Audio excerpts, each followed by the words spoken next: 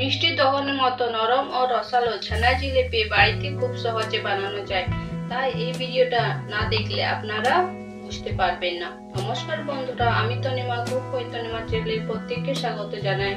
ভিডিওটা প্রথম থেকে শেষ পর্যন্ত দেখলে আপনারাও খুব সহজে ছানা জিলিপি বাড়িতে বানিয়ে নিতে পারবেন। চলুন বন্ধুরা, সময় নষ্ট না করে আজকের রেসিপিটি শুরু করা যাক। বন্ধুরা, ছানা জিলাপি বানানোর জন্য আমি প্রথমে ছানাটা তৈরি করে নেব। তার জন্য আমি নিয়েছি এখানে 1 লিটার ফুল ক্রিম দুধ। এটাকে ভালো করে ফুটিয়ে নেব। বন্ধুরা, দুধটা ভালো করে ফুটিয়ে নিয়েছি। এই ফুটন্ত দুধের মধ্যে লেবু রস বা ভিনেগার দিবেন না, না তো ছানাটা শক্ত তৈরি হয়। এটাকে মিনিট 7 জন্য ঠান্ডা করে নেব, তারপর দুধটা ফাটিয়ে নেব। বন্ধুরা, 7 মিনিট পর চলে এসেছি।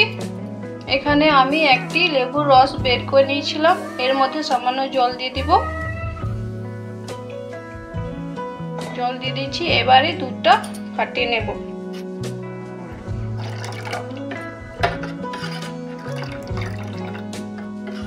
এরকম করে নাড়িয়ে নেব।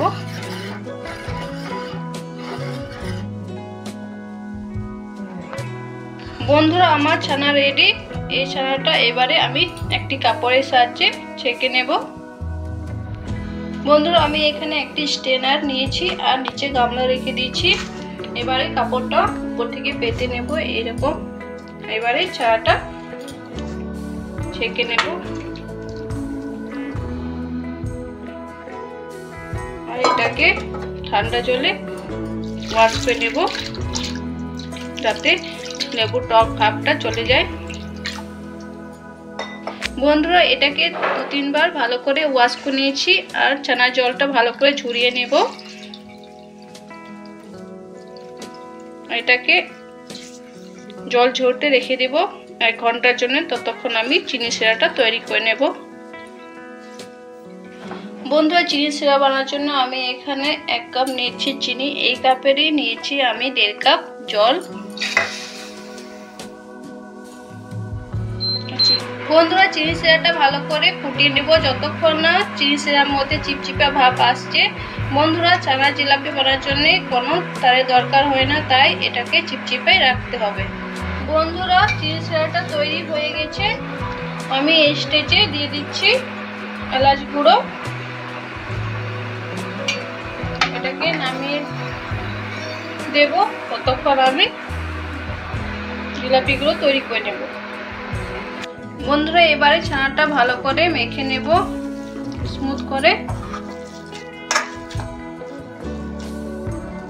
এই দেখুন ছানাটা কতটা সফট হয়েছে।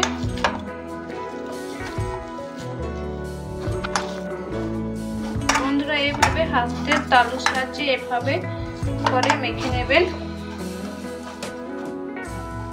বন্ধুরা, আমি ছানাটা ভালো করে মেখে নিয়েছি।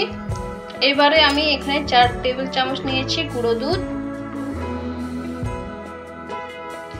এখানে দিয়েছি 2 টেবিল চামচ নিয়েছি ময়দা।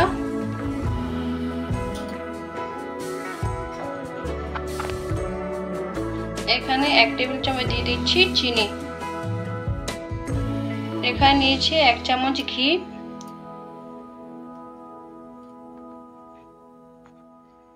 বন্ধুরা, এই উপকরণগুলো মিক্স করে ছানার সাথে ভালো করে মিশিয়ে একটি সফট ডো বানিয়ে নেব। বন্ধুরা, ডোটা মেখে নিয়েছি। এখানে দিয়ে দিচ্ছি সামান্য পরিমাণে বেকিং সোডা আর সামান্য জল দিয়ে দিচ্ছি। এবারে মেখে নেব আরেকবার ডোয়ের সাথে।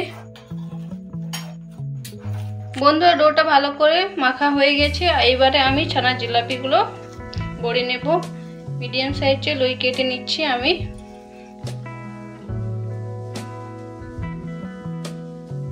বন্ধুরা, আমি সব লইগুলো বানিয়ে নিচ্ছি। এবারে আমি জিলাপির শেপটা দিয়ে দেব। আমি এখানে কিচেন স্ল্যাবের উপরে এভাবে হালকা হাতে দড়ির মতো লম্বা করে নেব। এরকম করে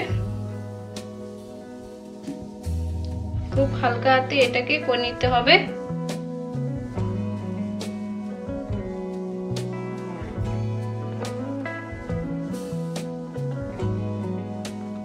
দেখুন বন্ধুরা, দড়ির মতন শেপ দিয়ে দিয়েছি। এবারে জিলাপি শেপটা দিয়ে দেব। দেখুন এভাবে হালকা হাতে উঠিয়ে এটাকে এভাবে ঘুরিয়ে নিতে হবে, হালকা হাতে এইভাবে প্রেস করে দিতে হবে। দেখুন এইভাবে বাকিগুলো বানিয়ে নেব। বন্ধুরা সব জিলাপিগুলো গড়িয়ে নিয়েছি, আর এখানে আমি তেলটা গরম করতে দিয়ে দিয়েছিলাম। তেলটা গরম হয়ে গেছে, এবারে আমি জিলাপিগুলো ছেড়ে দিব। বন্ধুরা এইগুলো জিলাপিগুলো মিডিয়াম ফ্লেমে ফ্রাই করে নেবে। বন্ধুরা জিলাপিগুলো হিলানো চলবে না, এগুলো নিজের থেকে উপরে উঠে আসবে। দেখুন আর সাইজে কত বড় হয়ে যাচ্ছে। এগুলো যতক্ষণ না একটা সুন্দর কালার আসছে ততক্ষণ এগুলোকে ভালো করে মিডিয়াম ফ্লেমে ফ্রাই করে নিতে হবে। দেখুন বন্ধুরা জিলাপিগুলো সব উপরে উঠে আসছে আর উপরটাও ভালো করে সেট হয়ে গেছে। এবারে ভালো করে উল্টে পাল্টে এগুলো গোল্ডেন ফ্রাই অবধি ভেজে নেব। দেখুন বন্ধুরা জিলাপিগুলো খুব সুন্দর লালচে ভাজা হয়ে গেছে, এগুলোকে আমি তুলে নেব। এগুলোকে তুলে নেব।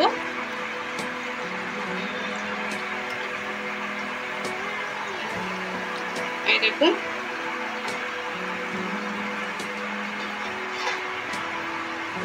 দেখুন বন্ধুরা সব জিলাপিগুলো ভালো করে ভাজা হয়ে গেছে। এবারে আমি চিনি শিরার মধ্যে দিয়ে দিব।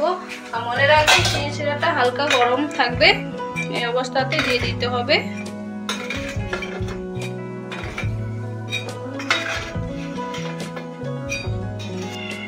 বন্ধুরা আমি সব জিলাপিগুলো চিনি শিরার মধ্যে দিয়ে দিয়েছি।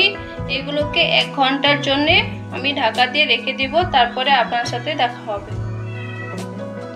বন্ধুরা 1 ঘন্টা পর চলে এসেছি। আপনারা দেখতেই পাচ্ছেন ছানা জিলাপিগুলো কতটা চিনি শিরা অ্যাবজর্ব করে নিয়েছে। একটি আপনাদেরকে দেখিয়ে দিচ্ছি প্লেট করে।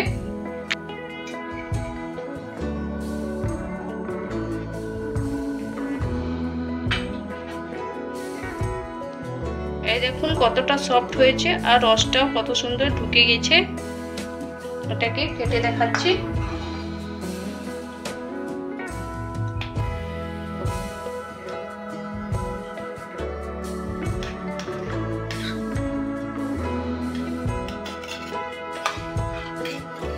আর এখন কতটা সুন্দর হয়েছে। বন্ধুরা আজকের রেসিপি আপনাদের কেমন লেগেছে অবশ্যই কমেন্ট করে জানাবেন। ভালো লাগলে লাইক শেয়ার করতে ভুলবেন না।